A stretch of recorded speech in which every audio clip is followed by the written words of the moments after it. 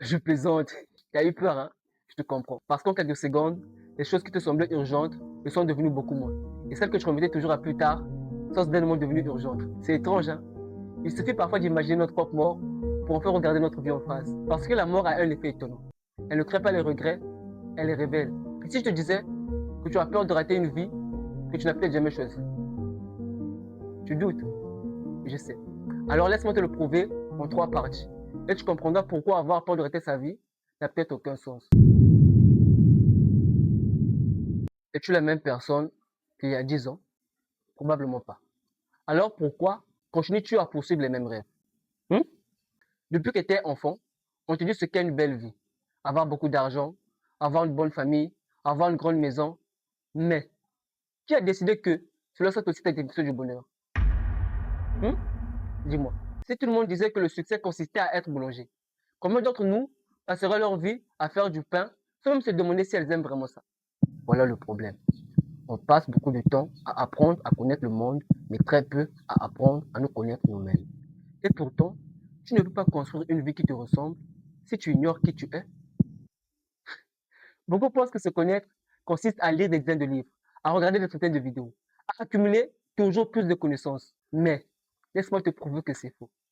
Imagine une personne qui connaît chaque mot du dictionnaire. Est-ce que cela signifie qu'elle comprend réellement la vie? Bien sûr que non. Parce que connaître les mots n'est pas la même chose que vivre leur signification. Ce n'est pas toi qui as inventé ces mots. Ce ne sont pas tes expériences. Les livres peuvent t'ouvrir une porte, mais ils ne peuvent pas la traverser à ta place. Tu ne découvres pas qui tu es quand tu lis une idée. Tu le découvres quand tu prends une décision, quand tu te trompes, quand tu assumes les conséquences et quand tu changes ta vie. C'est là que naît ton identité. Pas dans ce que tu répètes, mais dans ce que tu expérimentes. Mais si tu laisses toujours les autres penser à ta place et si tu poursuis des rêves simplement Parce qu'ils sont populaires, désolé, tu ne vis pas encore ta vie. Tu es juste un suiveur. Pourquoi tu fais la même chose en espérant une vie différente? Quand tu perds ton travail, tu cherches un autre travail. Quand tu quittes une relation, tu cherches une autre relation. Quand tu déménages, tu cherches une autre maison. Et tu changes d'amis, de vêtements, de téléphone. Mais quelque chose ne change pas. Ta tête. Excuse. Excuse. Pourquoi tu ne changes pas ta façon de penser? Parce que si c'est toujours la même personne, avec les mêmes croyances, les mêmes habitudes, les mêmes peurs, qui prend les décisions, pourquoi ta vie deviendrait-elle différente? Hmm? Dis-moi. Nous donnons le meilleur de nous-mêmes pour juste changer le décor, en espérant que l'histoire change toute seule. C'est un peu comme un acteur qui joue exactement le même rôle, mais dans un autre film. Le décor change, les personnages changent, lui se donne à fond, mais il raconte toujours la même histoire. Et je crois que beaucoup vivent exactement comme ça. Ils avancent, mais ne changent pas. Alors ils finissent par recroiser les mêmes problèmes sous une autre forme. C'est pour ça que certaines personnes, quand le poids de la vie qu'ils mènent devient très pesant, se fixent des objectifs ambitieux. Et après quelques échecs, elles recommencent à faire ce qu'elles ont toujours fait. Exemple, chaque fin d'année, tu prends ton téléphone, tu écris. Cette année, je vais tout fêter. 2 semaines plus tard, tu redeviens exactement la même personne. Les années avancent, oui, mais tu prends toujours les mêmes décisions. Tant que tu ne remets pas en question la personne que tu es aujourd'hui, tu risques de reproduire demain, excuse, une copie de ton hier. C'est bon. Troisième partie.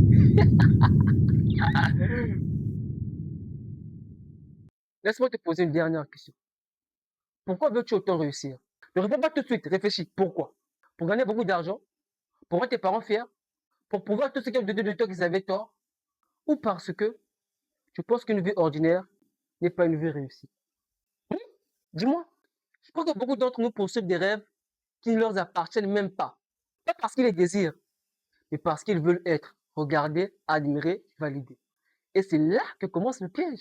Parce que le jour où ta valeur dépend du regard des autres, tu leur donnes aussi le pouvoir de décider si ta vie est réussie. Exemple, imagine un peintre, pendant 40 ans, il peint uniquement ce que les autres aiment. Les gens applaudissent, il devient célèbre, les expositions sont pleines. Puis, un jour, il rentre chez lui, regarde tous ses tableaux et réalise que pas un seul ne représente ce qu'il voulait vraiment peindre. Tout le monde a aimé sa vie, sauf lui. On oublie souvent que personne ne ressentira nos regrets.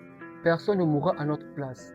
Alors pourquoi leur donner le pouvoir de décider si nous faisons bien les choses.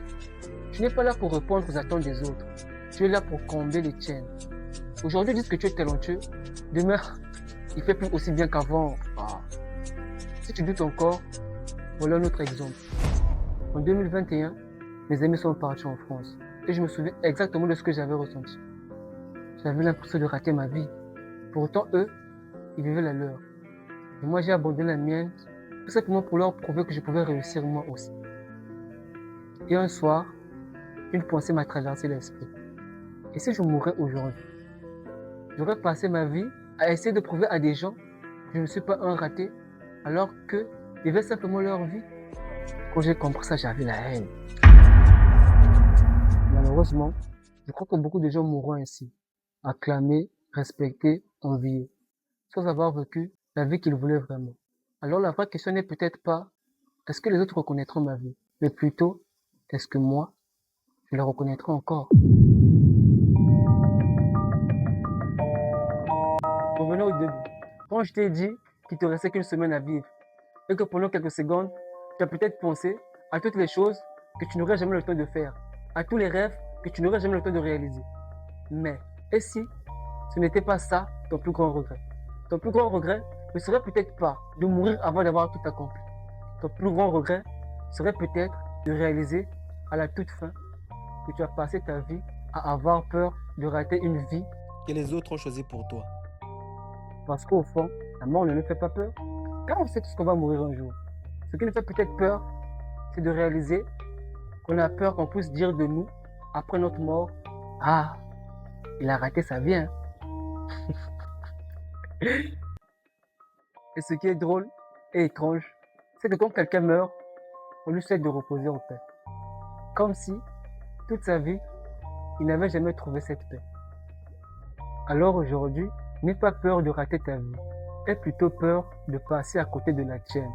Commence à remettre tes certitudes en question. Commence à prendre des décisions, à expérimenter, à te tromper, à changer d'avis. Parce que c'est comme ça que l'on découvre qui l'on est.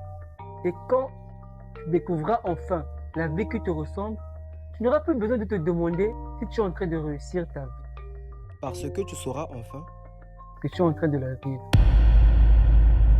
Alors là, sérieusement, laisse-moi te poser une dernière question. Je te jure que c'est la dernière. Si je revenais demain et que cette fois-ci, il ne te restait vraiment qu'une semaine à vivre, continuerais-tu à mener exactement la même vie? Si la réponse est non, c'est déjà ce qui te reste à faire. Go.